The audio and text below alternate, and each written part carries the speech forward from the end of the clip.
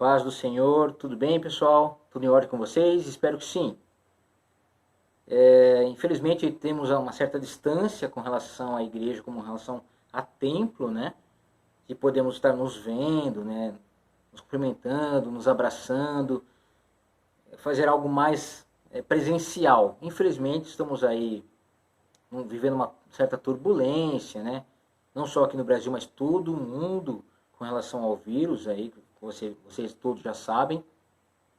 Mas isso, pessoal, quero deixar bem claro que não impossibilita de maneira alguma estarmos presentes aqui, né? E usar as ferramentas disponíveis, como o Instagram, Facebook e o próprio YouTube, para que a palavra de Deus seja pregada, né? Seja aí exaltada, seja aí o motivo da nossa meditação também.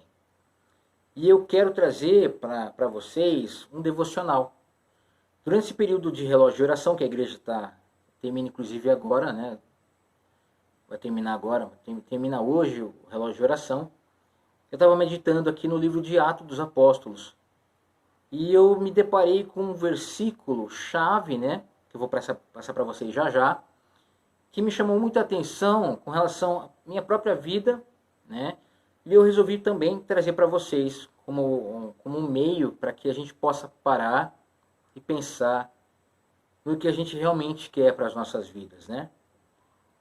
Vocês podem reparar que o mundo todo anda em pânico, o mundo todo um certo desespero, as pessoas sem uma resposta, sem uma solução, nada que possa minimizar os impactos, né, que já estão tendo e que possivelmente virão. Mas a gente sabe, pessoal, que a palavra de Deus, que o Senhor é a nossa esperança, né? Que Ele é o motivo e a razão da nossa esperança. Então, lendo a palavra, ela nos traz paz, nos traz ânimo, nos traz o renovo, né? E a nossa esperança está nele. E eu gostaria que vocês peguem suas Bíblias, tá? E abram no livro de Atos dos Apóstolos, tá bom? Enquanto vocês estão pegando suas Bíblias aí, aquela coisa toda, eu vou dar uma adiantada no tema aqui para vocês, tá bom? Bom, Atos dos Apóstolos. Lucas está escrevendo o livro, né, de Atos, após a ressurreição do Senhor Jesus Cristo. Jesus ficou com os discípulos, o apóstolo, ali por 40 dias, depois subiu aos céus. E Lucas está narrando aqui, escrevendo a história, o início da igreja propriamente dita, né? Os primeiros passos da igreja, como noiva, né? Como um corpo de Cristo, ali se formando, né? Para que a palavra fosse levada a todos os cantos do mundo. E ele está narrando isso a Teófilo, né? E ele conta um pouquinho ali da ressurreição, fala da subida de Jesus aos céus. Depois ele vai falar da escolha de Matias para o lugar de Judas, né? E esse é o ponto que eu quero trazer para vocês. Então, pessoal, verifiquem as suas Bíblias aí, Atos dos Apóstolos, capítulo 1, a partir do verso 15. Vou ler com vocês, beleza? Vamos lá.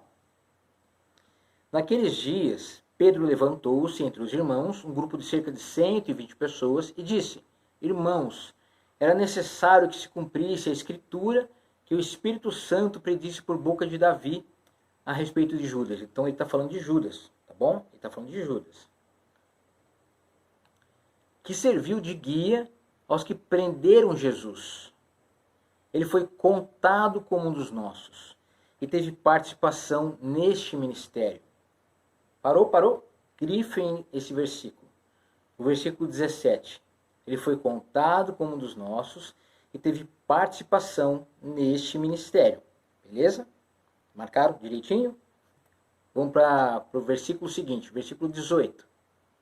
Com a recompensa que recebeu pelo seu pecado, Judas comprou um campo, ali caiu de cabeça, seu corpo partiu-se ao meio e as suas vísceras se derramaram. Todos em Jerusalém ficaram sabendo disso, de modo que, na língua deles, esse campo passou a chamar-se Aceldama, isto é, campo de sangue. Porque, prosseguiu Pedro, está escrito no livro de Salmos: Fique deserto o seu lugar, e não haja ninguém que nele habite. E ainda, que outro ocupe o seu lugar. Então eu vou parar por aqui, beleza? A gente volta agora no verso 17, que eu pedi para que vocês grifassem, vocês marcassem. Que é o verso que me chamou muita atenção. E isso serve para a minha vida e para a vida de vocês. Vamos ler? Ele foi contado como um dos nossos. E teve participação neste ministério. Então Pedro se levanta no meio de 120 pessoas ali, dos irmãos, né?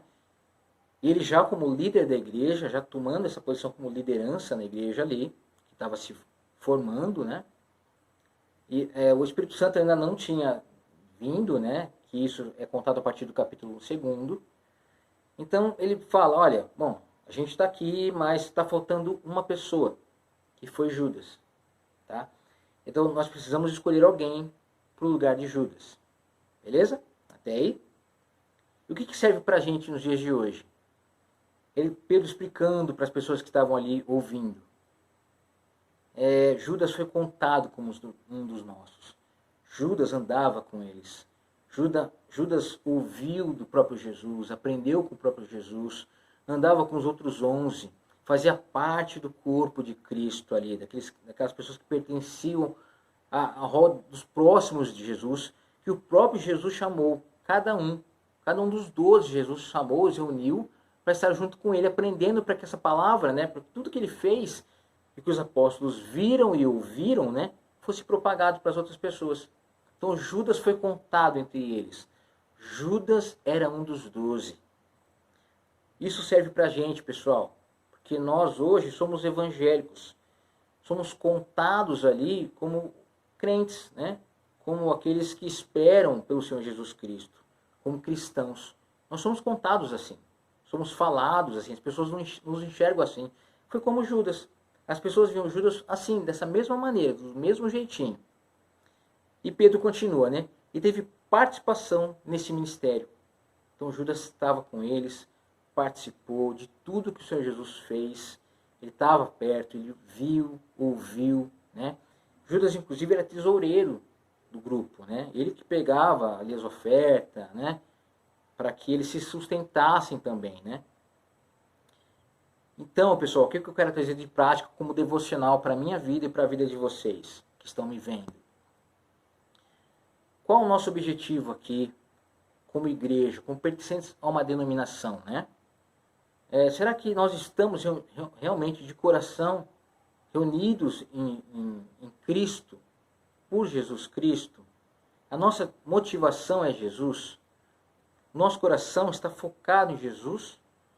Ou nós estamos preocupados com outras coisas? Por exemplo, Judas, ele estava preocupado com outras coisas. Ele vendeu Jesus. Ele tinha talvez um objetivo, não sei, porque nos versos posteriores aí, que a gente acabou de ler, ele comprou um campo, ele comprou um pedaço de terra, ele comprou um terreninho. Então Judas, participando ali, ele vendo Jesus, as pessoas se aproximarem de Jesus, né? E ele acabou se aproveitando das circunstâncias, deixou seu coração distante de Cristo, que estava do lado dele, e começou a pensar em outras coisas. Se distanciou do grupo, saiu de perto de Jesus, saiu de perto dos outros irmãos. E acabou vendendo Jesus, né? Trocou, né? E comprou esse campo. E aí acabou morrendo. E o texto que Pedro cita de Salmos, né? Que o campo ficou inabitado, ficou ali abandonado. E todo mundo que viu o campo sabia da história daquele campo, que era de Judas. Aí a pergunta que eu me faço, que eu faço para vocês. Pessoal, a gente tem que estar vivendo Jesus. A gente tem que estar aí como corpo de Cristo, vivenciando o corpo de Cristo, vivenciando uma vida prática com o Senhor Jesus Cristo. Não apenas de parecer, não apenas de ser contado como um, não apenas fazer parte, sentar no banco, né? E apenas ali ouvir e acabar saindo da igreja e não praticar a palavra. Isso serve para mim, como serve para cada um de vocês que estão me ouvindo. Que nós não sejamos como Judas. Que Judas deu prioridade a outras coisas. Ele tinha um desejo, talvez, de comprar esse campo, talvez as coisas que aconteceram com ele, a proximidade do inimigo na vida dele, ele dando espaço ao inimigo, né, fez com que ele desistisse de andar com Jesus. E ele perdeu o melhor, porque no capítulo seguinte vem a ação do Espírito Santo, o Consolador, né, e deu autoridade aos apóstolos, né, às pessoas, aos discípulos, para pregarem e falarem do Senhor Jesus Cristo. Judas perdeu o melhor, porque ele se deixou levar, às vezes por palavras, às vezes por um sentimento, por uma vontade, tantas outras coisas que nós somos levados hoje a deixar a vida cristã, a deixar a prática da vida cristã, né? Eu sei muito bem disso, né? Porque eu vivi esse tipo de coisa também. Então, o que eu deixo para vocês pensarem e meditarem, que nós não sejamos como Judas, que fomos contados, que tivemos participação, mas perdemos o melhor. Perdemos a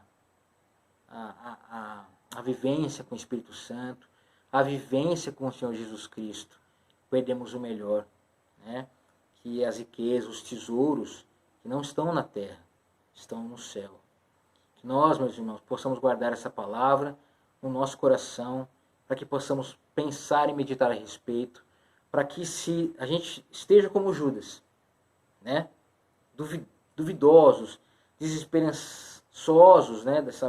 De estarmos na igreja, para que paremos e deixemos o coração aberto e comecemos a investigar nosso próprio coração, para que nós deixemos para que Deus possa abrir o nosso coração, transformar o nosso coração, para que haja ânimo, para que haja esperança, para que haja o fogo do Senhor nas nossas vidas, para que a gente não troque o melhor, e o melhor é o Senhor Jesus Cristo. Tá bom, galera? Então pensem a respeito.